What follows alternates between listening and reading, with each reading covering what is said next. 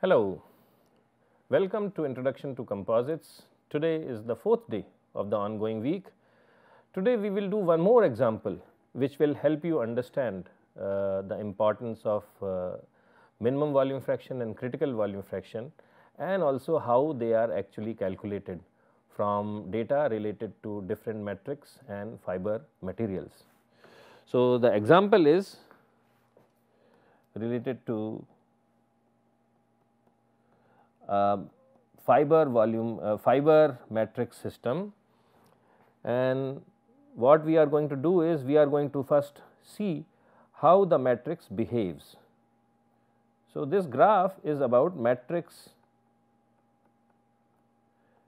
stress strain response.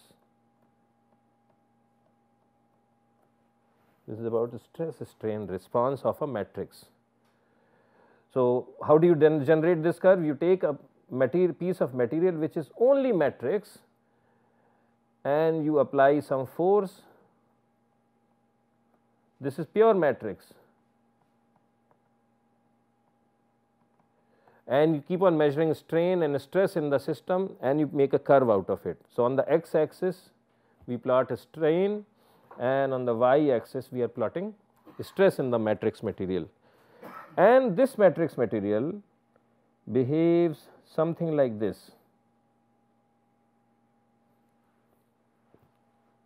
Okay. So, this region, so initially it is perfectly plastic, perfectly elastic.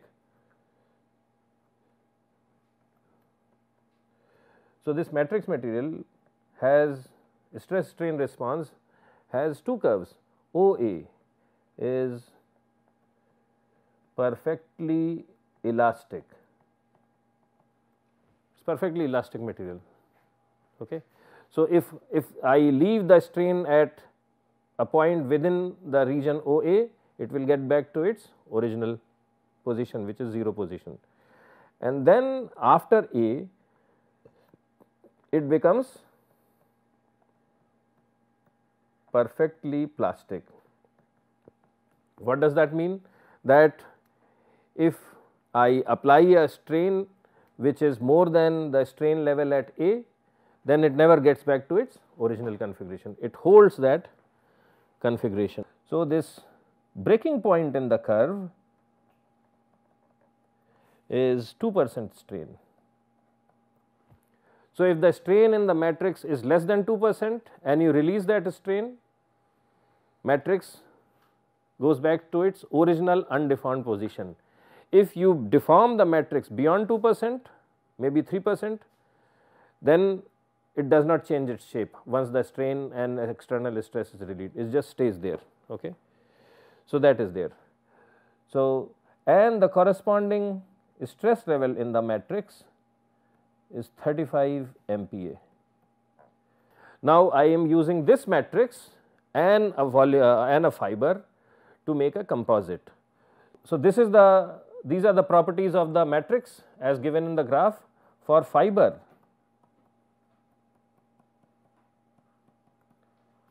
what do we have? Volume fraction of the fiber is 50%, volume fraction okay, and Young's modulus of the fiber is 70 GPa, and breaking stress of the fiber, strength of the fiber is 2.8 GPa. So, the question is find A.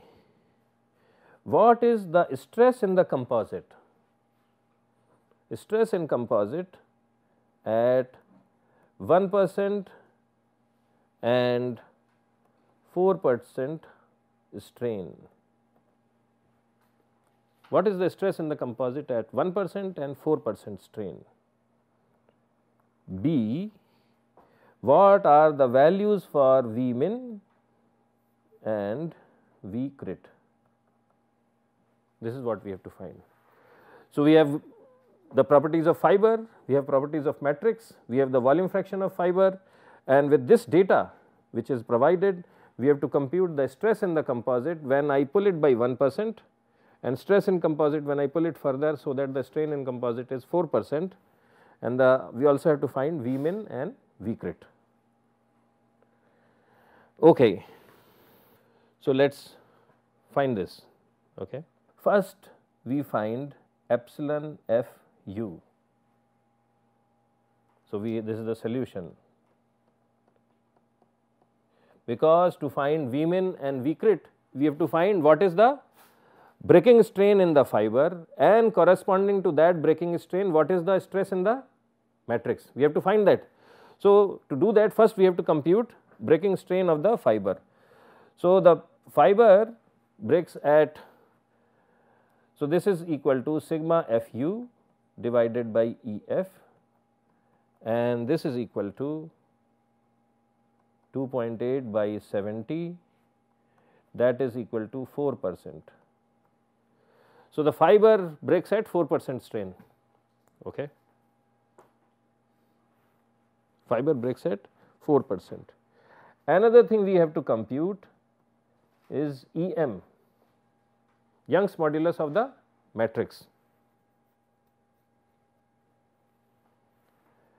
So, Young's modulus of the matrix in elastic range, yeah, let us find in elastic range.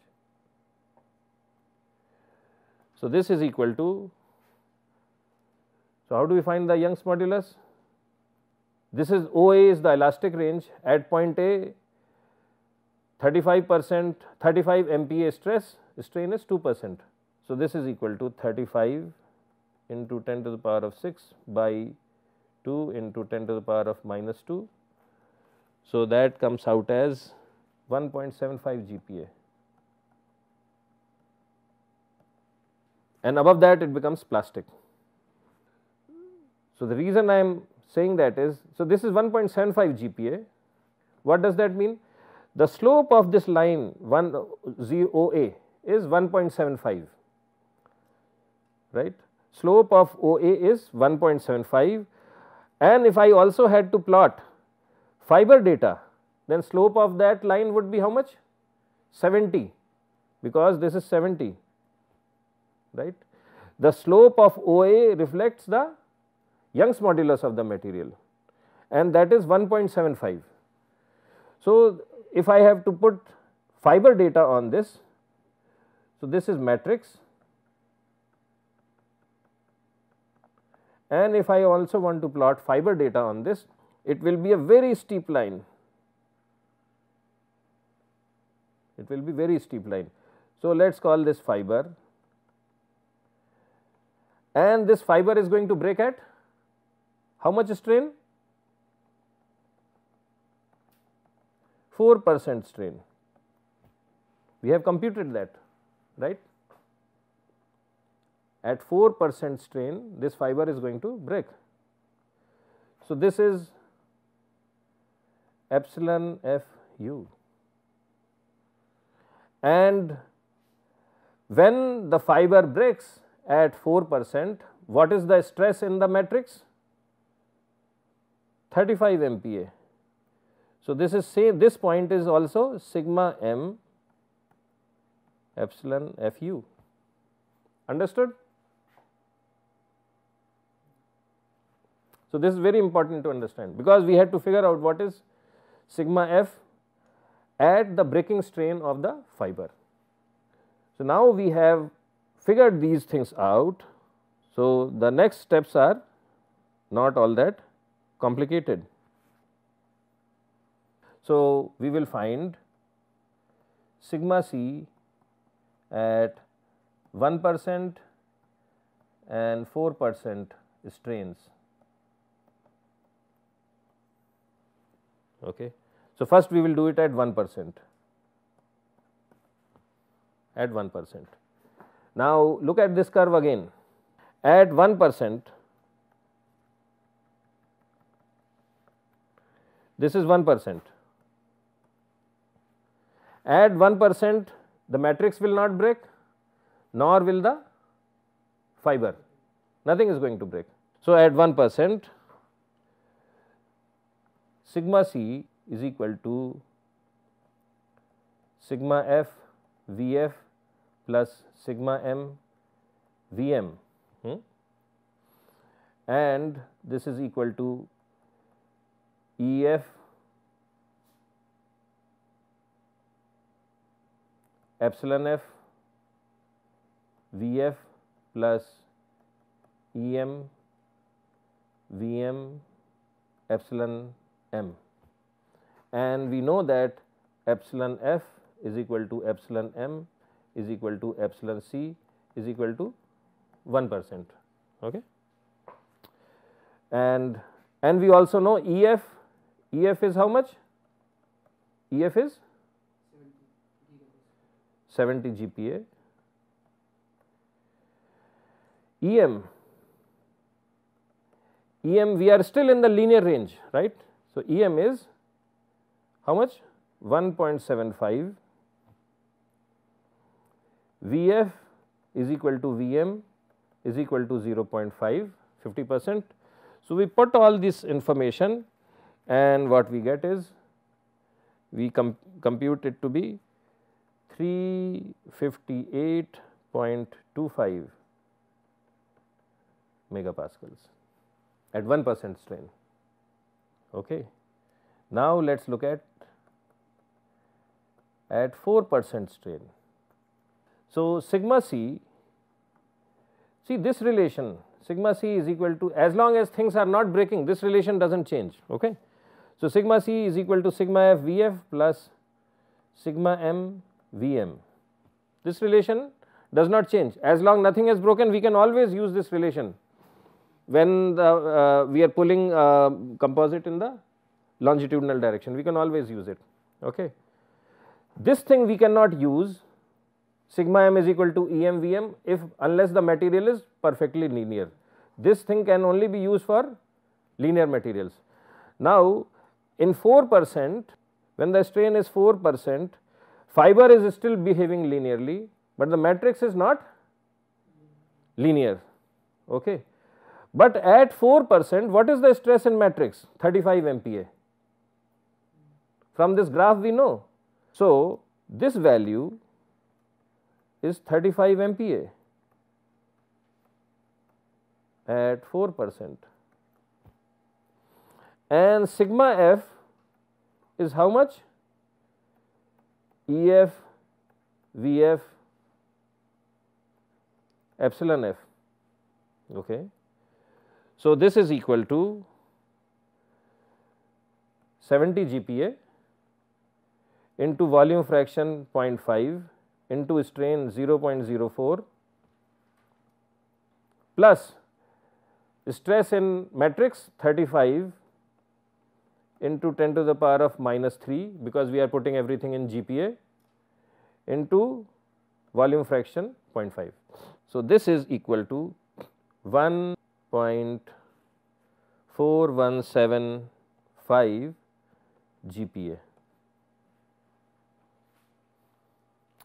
So, even though matrix has become flat, it is helping load fiber take more and more load. So, now we have answered these two questions. First part we have done. Next, we have to find Vmin and Vcrit, and that is actually pretty straightforward. Vmin and Vcrit.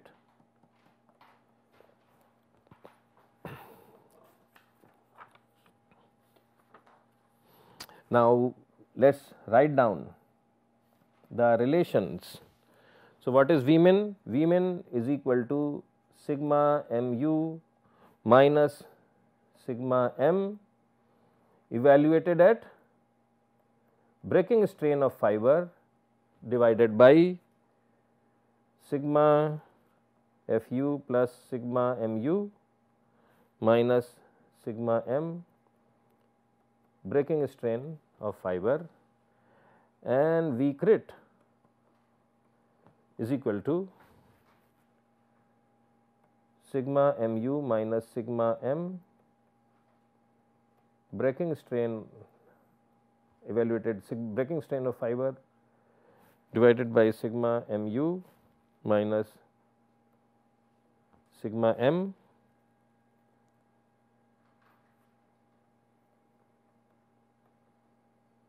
this is sigma fu. Okay. Now, if you look at what is sigma mu from a graph, at what stress does sigma mu fail? It fails at 35 MPa. Second question, what is the value of stress in the composite at breaking strain of fiber? The fiber breaks at how much strain? Fiber breaks at 4% strain. We have calculated it. At 4% strain, what is the stress in fiber in the matrix?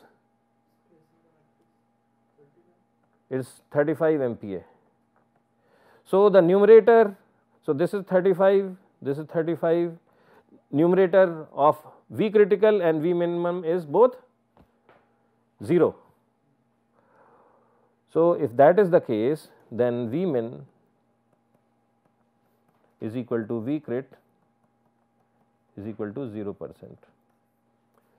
So, in this special case, the minimum volume fraction and the critical volume fraction just comes out to be 0. So, even if you put any volume amount of fiber, that will ensure that the strength of the composite is going to be more than the strength of the matrix, and also the failure of the composite will be governed by the case B situation.